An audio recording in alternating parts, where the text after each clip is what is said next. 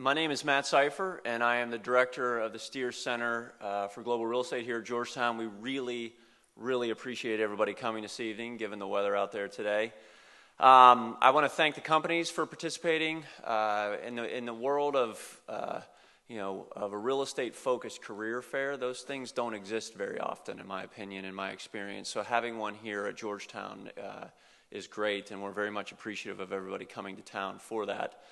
I'd also like to thank the Mortgage Bankers Association. You guys have been here this is the third year for this event, so we're thrilled to have the partnership with you all and appreciate everything you're doing to advance commercial real estate debt in the eyes of our students. So my job here is simply to open the event and get off as quickly as possible so we can hear from the people that you're here to hear from. But I'm first to introduce Jamie Woodwell, who's the VP of Research and Economics for the Mortgage Bankers Association. He's a good friend of mine and one of the first people I met when I moved here to DC in 2012. He oversees the research for the commercial and the multifamily, all the real estate markets. And prior to joining the MBA was at Fannie Mae here locally. So I'm going to bring Jamie up here, but certainly hope everybody enjoys the event and the affair afterwards. But with that, I will turn it over to Jamie.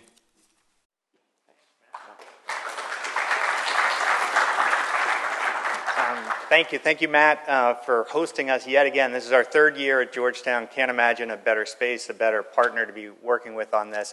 Thank you all for coming.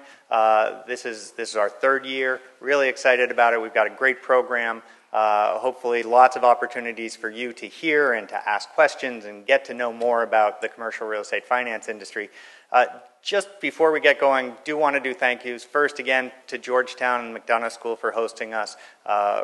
Really a fantastic place, and you all make this feel like home to us.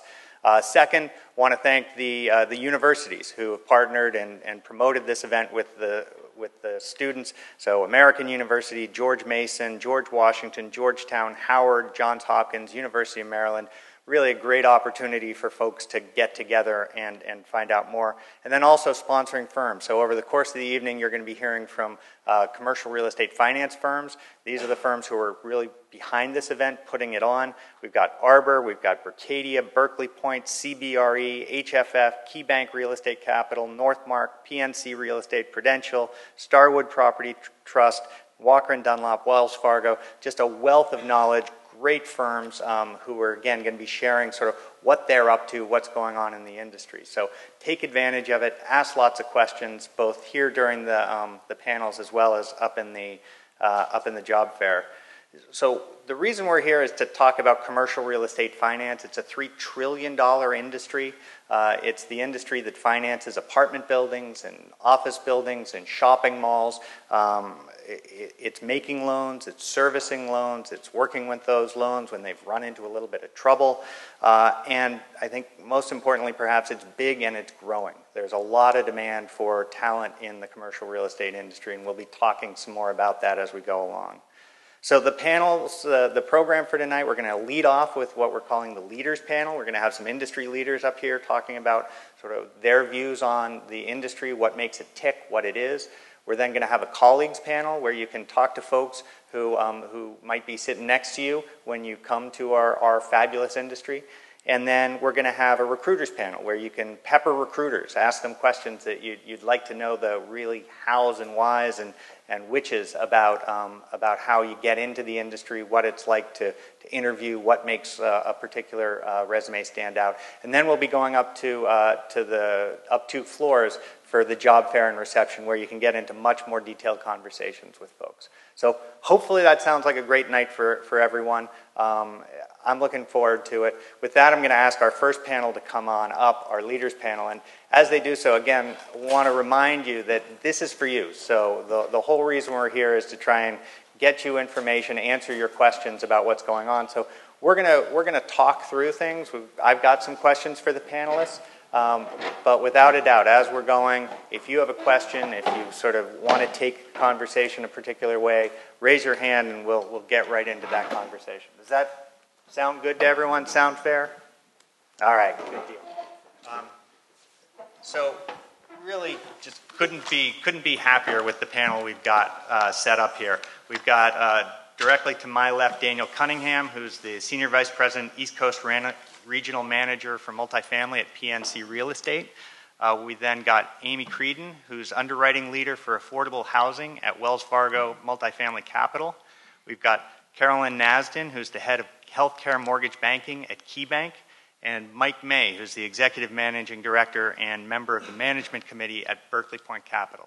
A lot of really neat firms, very different firms. One of the things you'll see, I think, is the variety of commercial multifamily real estate finance firms. But to kick things off and maybe to get at that a little bit, maybe we could go down the line. And starting with you, Daniel, can you tell us a little bit about your firm, sort of what your firm does, what you do within it?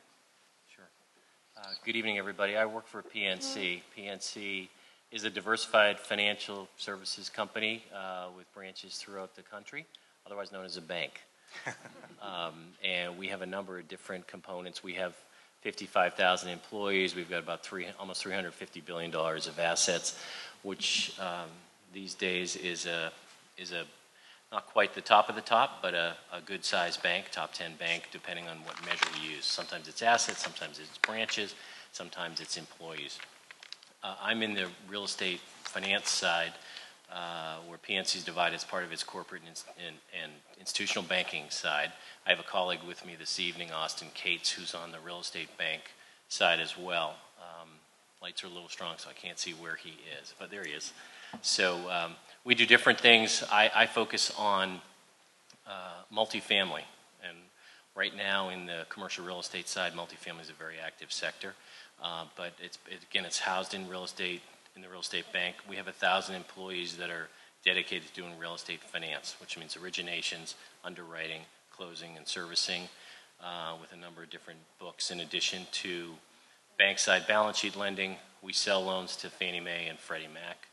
And you heard it said that Jamie used to work at Fannie.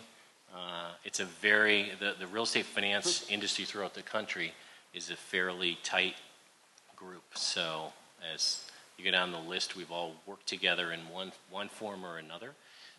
But it's really about, I'm on the origination side, so I run the East Coast for originations for what we do. And so it's really about sourcing deals and getting in a position that you can win them so that our structure could be a little bit better than some of the other people at this table. But that's really not what it comes down to, because it's really about service and relationships. And so I know that for those of you that are either in graduate school or if we have some undergrads here as well, real estate's a dynamic industry. There's the financing side, there's the development side, but really what we offer is the money. So if anybody who's a lender tells you they built something, that's not really what we do, but we really make sure that we facilitate them getting built in a way that our shareholders can benefit from it. That's great. And Amy, you want to kick off next? We'll sort of have the banks go off first and then move on down. Hi, I'm Amy Creedon, and I work for Wells Fargo, which, like PNC, is a diversified bank. We are the third largest bank according to assets in the U.S., and we obviously have many different businesses, but I, like Daniel, am in the multifamily group. We specialize in doing Fannie Mae and Freddie Mac loans, as well as loans on our balance sheet for the multifamily industry. The bank does all sorts of businesses. Within multifamily, we do community lending. My division rolls up to wholesale banking of Wells Fargo, and we have a lot of specialized businesses within the group. We have commercial real estate, which does all sorts of different financing, different products, not just multifamily, hotel, retail, etc. We also do asset-backed finance, and we have equipment finance. All of these are businesses that roll up into the specialized lending and investment portion of the bank that I'm in. Daniel and I did work together at one point many years ago. And that's basically it for me. Oh, I forgot to say what I do specifically. Sorry. I head up the affordable housing underwriting group, and I sign off on all the affordable business that we close in the multifamily group. So we do Section 8 financing, financing for low-income housing tax credit properties, bond-financed properties. We partner with Fannie Mae and Freddie Mac, and we also, like I mentioned earlier, do a lot of loans on our balance sheet. We do all sizes of loans all over the U.S. We do small loans close to about $1 million, and we do really large loans, $520 million. So we kind of run the gamut. And so sort of some talk about multifamily, and if you look at the total commercial and multifamily real estate industry, there's $3 trillion of debt out there. Multifamily accounts for $1 trillion.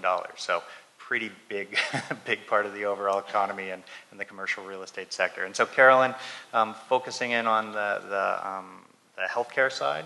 Exactly. Just to put what I do in context, actually, a lot of what my predecessors have said applies to our bank, KeyBank. We are also a diversified bank, financial services provider. We're really divided. We're about $94 billion. In size, so we're significantly smaller than Wells Fargo. We consider ourselves sort of a super regional type of bank. PNC is a big competitor of ours, as all these. We all compete with each other, and I did work with Daniel. I don't know Amy, but he's the Kevin Bacon of commercial real estate. Yeah, but we're divided really into. We're headquartered in Cleveland, Ohio. And here in DC, we have a small real estate office. We are divided really into a community bank and a corporate bank. And the community bank is really located all across the top of the snow states, really, for the most part. And then we have real estate offices nationally, really all the way from LA to Seattle to Dallas to Tampa to, New York, Boston, DC, Cleveland, just to name a few. I'm head of healthcare mortgage banking, and what we do is provide loans to owners and operators of seniors housing and healthcare properties. So you might have heard of independent, assisted living, skilled nursing. We finance those types of properties. We're one of the biggest players in that space, and this is the mortgage, long-term, permanent mortgage space. So we do loans both on our balance sheet as well. I have colleagues who do shorter-term loans, and we partner with them to do longer-term loans, and my space is in the long-term area. We sell our loans to Fannie Mae and Freddie Mac, HUD. We also have life company executions and commercial paper, CMBS. So, we have quite a bit of options for our clients. We're, again, like as Daniel said, we're very service-oriented, very relationship-oriented, and I think that probably covers most of it, at this point. That's great. And so, Mike, we've heard from 3 banks, and not all firms are banks in this space. That's right. I guess I'm the odd man out. Actually, one thing you should take away from just what we've talked about, we've all worked together at one point, over our careers. So it's the industry is very relationship oriented and very close. So one thing you learn is, you really want to maintain good relationships with your competitors and with your colleagues, because chances are you're going to be either competing against each other or working together. So, don't burn your bridges. Don't burn your bridges. And it's actually not hard to do. This is an awesome industry. When we get to that question, I've done other things besides this. I work for Berkeley Point, and also work for Cantor Commercial Real Estate. Cantor Fitzgerald is the company I joined. I joined in 2012 with the idea of helping them build a real estate company. Prior to 2010, they had 0 real estate exposure. In 2010, they established a conduit. I think most people know what that is, but we make loans, we package them into REMICs, we sell the REMICs. I came to help them build out their debt platform. I led the acquisition of Berkeley Point Capital, so I get to become the, whatever they call me, the vice chair of something. And so we bought Berkeley Point Capital, which has Freddie, Fannie, FHA. We're the third largest conduit, and in that execution we do all property types. We do a fair amount of multifamily, but Freddie Mac, Fannie Mae, and insurance companies actually are the best execution for multifamily owners. We also are a sister company to Newmark, BGC Newmark, which is a very large investment sales firm. And this, just at the beginning of this year, we bought Apartment Realty Advisors. So what we're doing is we're putting together all the pieces to service, it's all about service and relationships. And so if you have a good relationship with an owner, they're not going to just want to refinance the property. Sometimes they're going to want to sell it. Sometimes they want to buy some more. They may want land. So we're trying to put all the pieces together to have that long-term relationship. Ideally, what we would hope to do is have a relationship that we can take a piece of dirt, make it a building, finance the building, ultimately rehab the building, scrape the building, and do it over again. So if you can have all those services and have the opportunity to have a conversation with an owner about all those different options, you become more than just a guy giving debt out, you become a strategic partner. So that's what we're trying to get done. My role, I'm a helper. Because if you really get it, the guys on the front line, the salespeople are the ones who are most important, so management simply helps them be more successful. But my title is National Head of Multifamily. Great.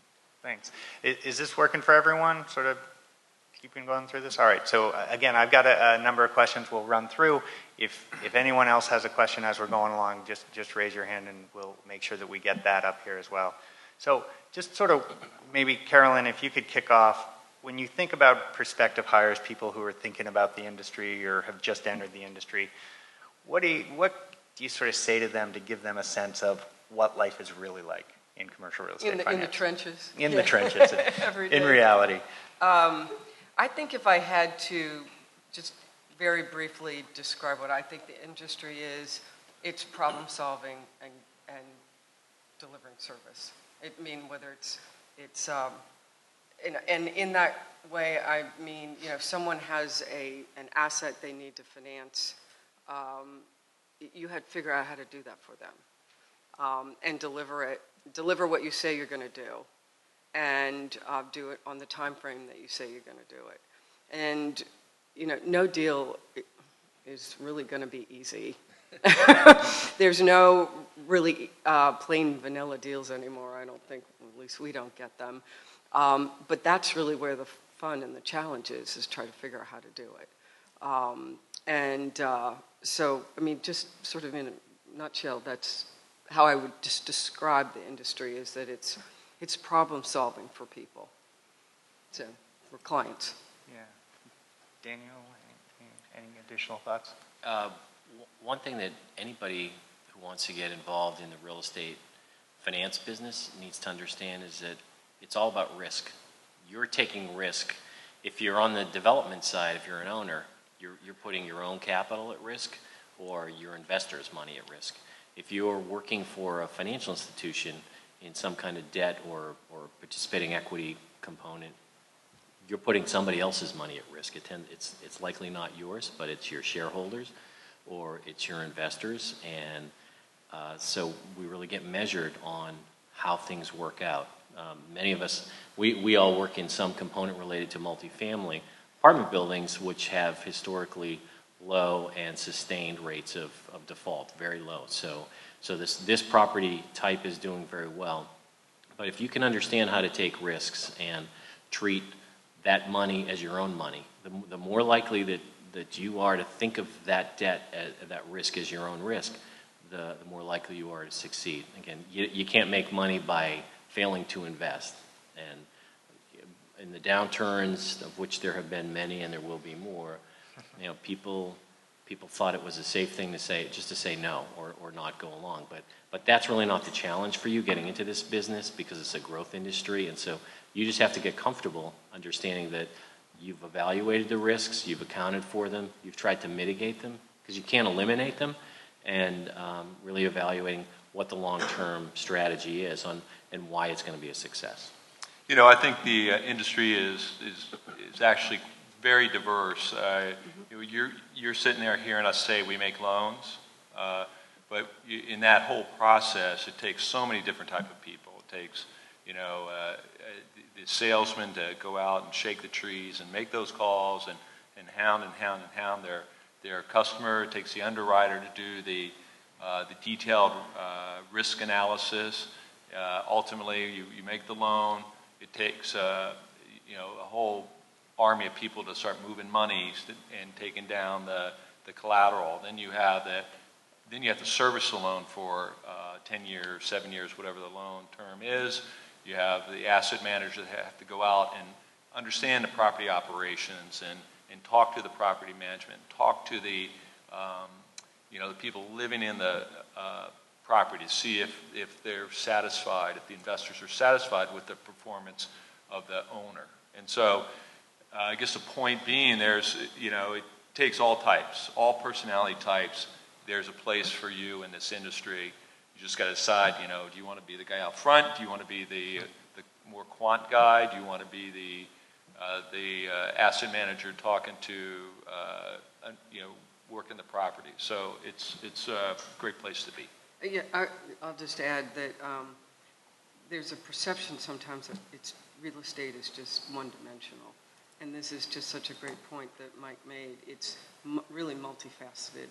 And a lot of the skills that you develop in some areas of the business can also be transferred to others. So I'm sort of getting ahead here, but I think that what you would find is that if you start in the industry, there are a lot of opportunities going forward, because you build, it's like math or something, you build on those skills as you go along, and there are lots of ways, sort of lots of branches off the tree that you can take to shape your career.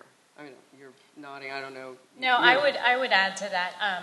If you start in one part of the business, you're not pigeonholed. You don't have to stay there forever. So it may just be you start in one part of the business and you stay in that part of the business for 5 years, and then you decide, you know what, I want to try something new, but you stay within your industry. You can move from asset management into underwriting, or make a move over to originations. And then, you don't have to stay in multifamily either. I mean, we're all in the multifamily world, right? And you're in the healthcare. Right. But any of the jobs that we're doing are transferable to other parts of our banks. Yep. And so it's a skill set that we're learning that translates to other positions within the mortgage banking world. Any questions at this point folks would like to get on the table? All right, keep thinking of them.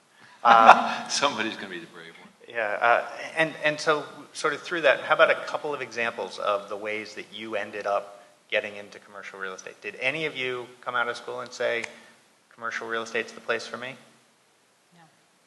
No. It's interesting.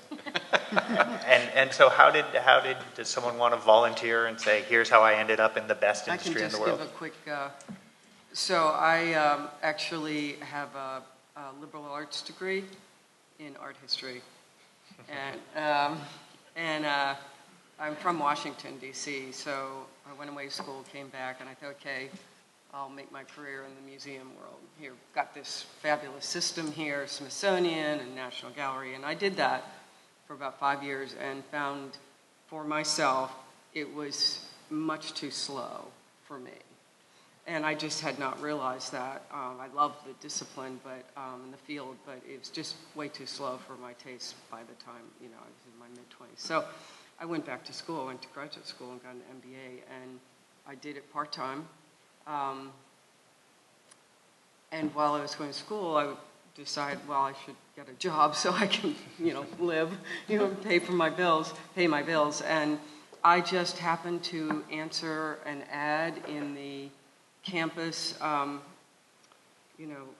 what do you call it? It's not a recruiting office, Career but job, center? career center, yeah.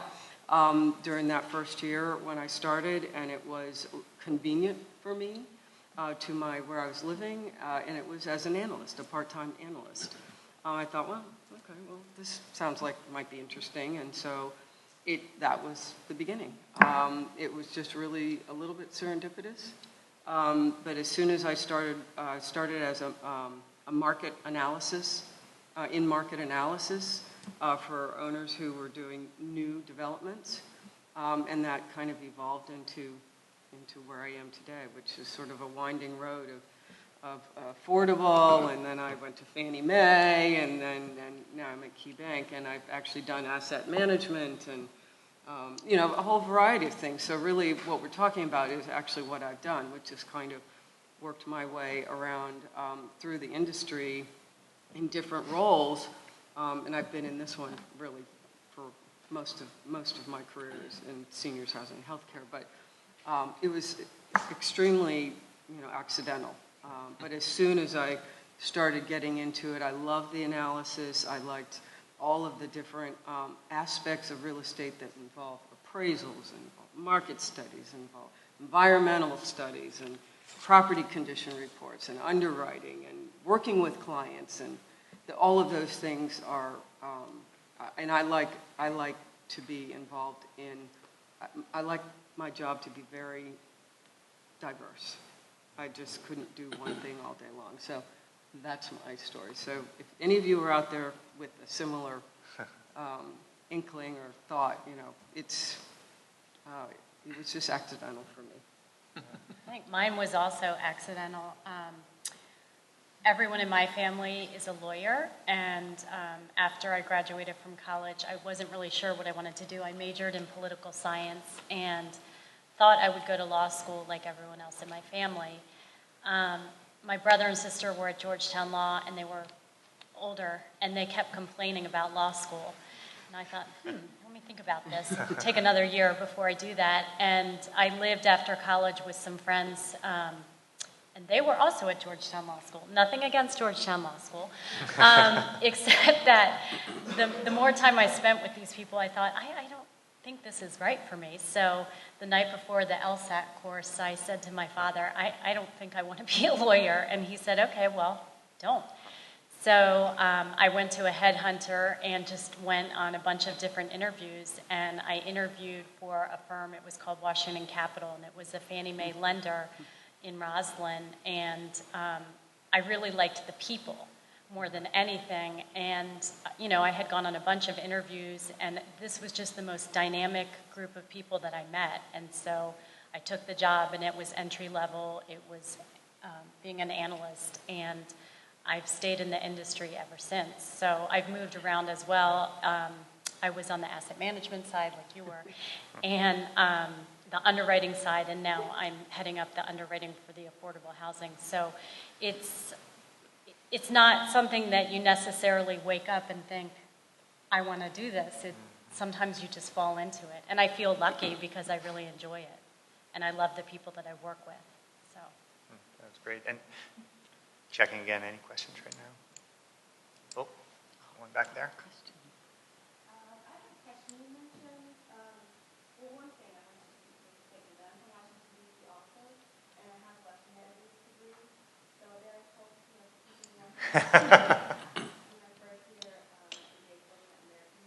Okay.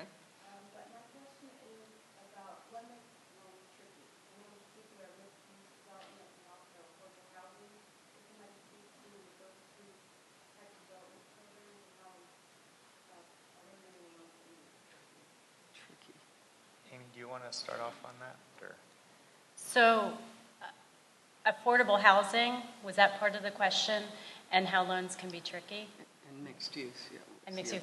Well, on affordable housing, it's tricky because typically there are a lot more parties involved in these deals. You're dealing sometimes with housing agencies. So for example, if you're doing a deal in New York City, you could be working with FHA or HGC, which are the bond issuers.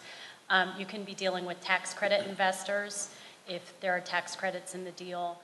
There are just so many parties involved that have to sign off on the deal.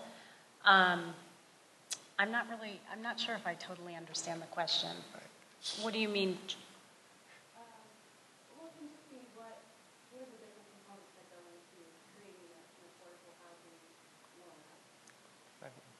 Yeah, one thing to consider in terms of affordable housing is structured in a way that reflects a long-term and sometimes complicated commitment to affordable housing at the federal, state, and local level. So that means that if you took out the federal, state, and local subsidies that made an affordable housing deal work, and you just said, say you're a city and you have a homeless population or an underhoused or people that are doubling up or tripling up and not living in a safe, decent apartment or home, and you hope fervently for a developer to come in and say, I'm going to buy this land and I'm going to pay whatever it costs to build units, and then I'm going to charge a rent that provides a return so that it's worth it for me as an owner to have done this. Because, if you've all done financial analysis, if the net present value is less than zero, it doesn't make any sense.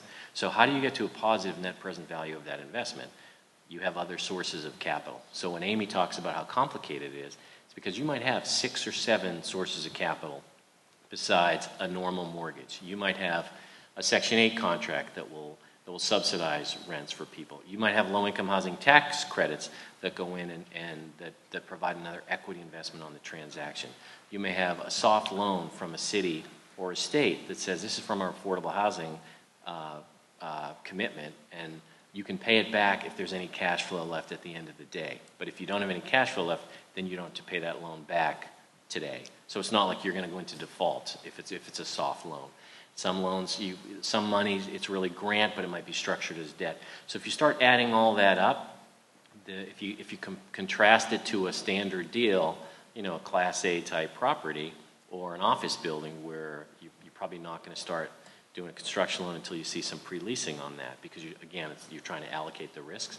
It's a much different level of complication, and if you just do a normal analysis on it, it doesn't make sense. And I think one of the hardest things about working in affordable housing is looking at the math. And you look at it the first time, you say, wait, these are the rents, and this is how much it costs. Well, how does that work? So that's the fulfilling part, when you can pull all those pieces together and get to the closing. Because I would say that, having been in real estate for many decades now, I would say that I usually get comfortable and think, if the deal doesn't feel like it's falling apart entirely, then you're not quite close enough yet to get to the closing. So, the one thing about you don't find people specialize in one, market rate and affordable. Very rarely do you see somebody doing both of it, because it's affordable.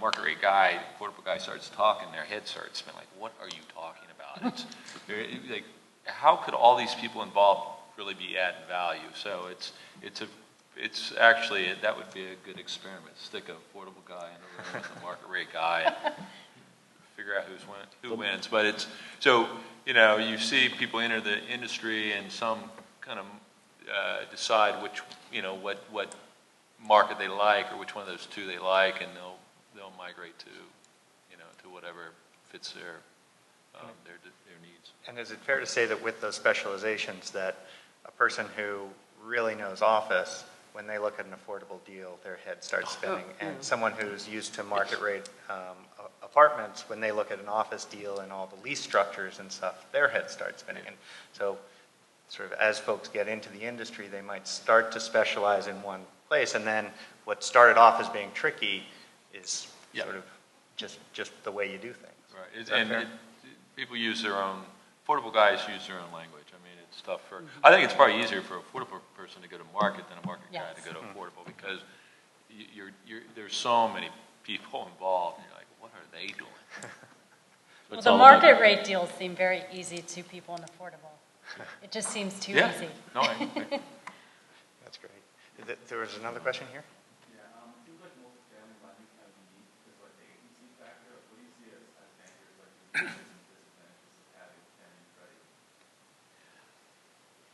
Do you know what the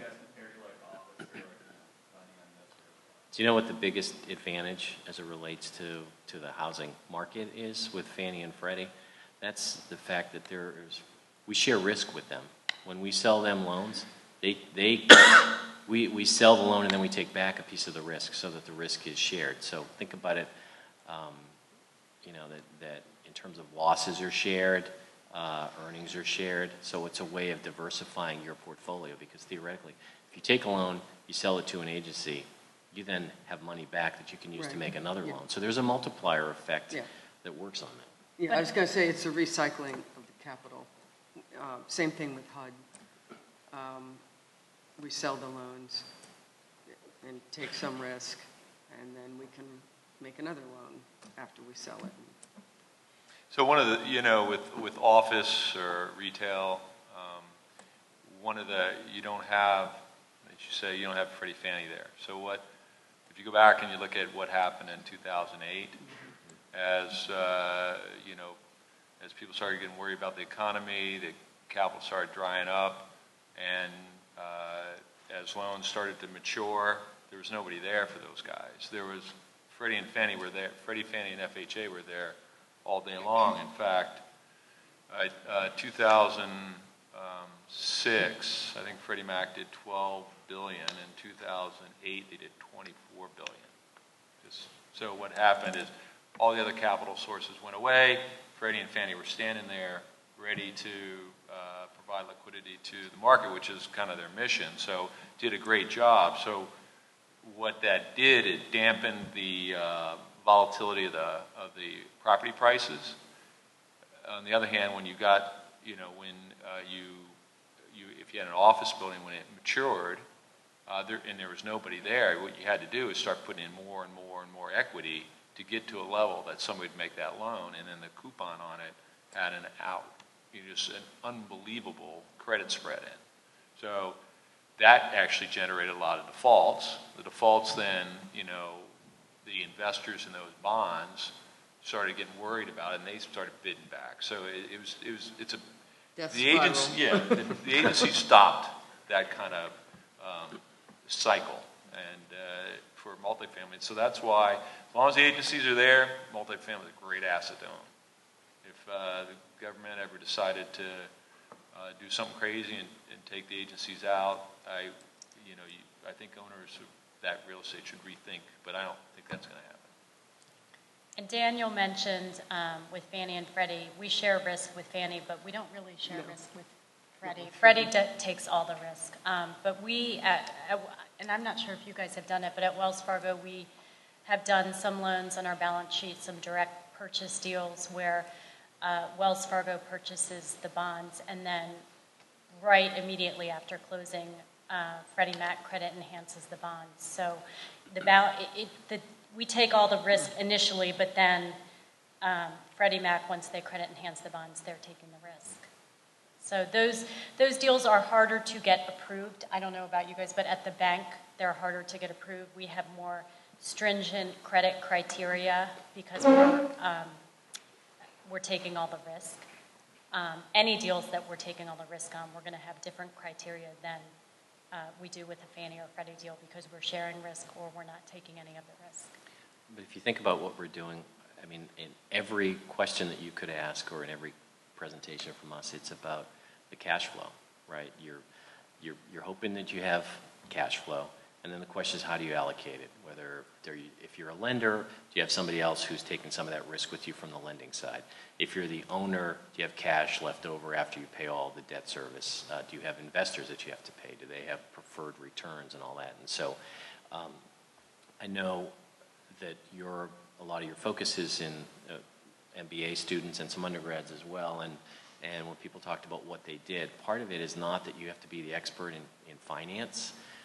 That's helpful, but like when I graduated from business school, we had a training program at a bank I worked, and we wrote little summaries about what our backgrounds were, and there was one woman I'll never forget. She said, "I've had an abiding love for finance since I was 12 years old."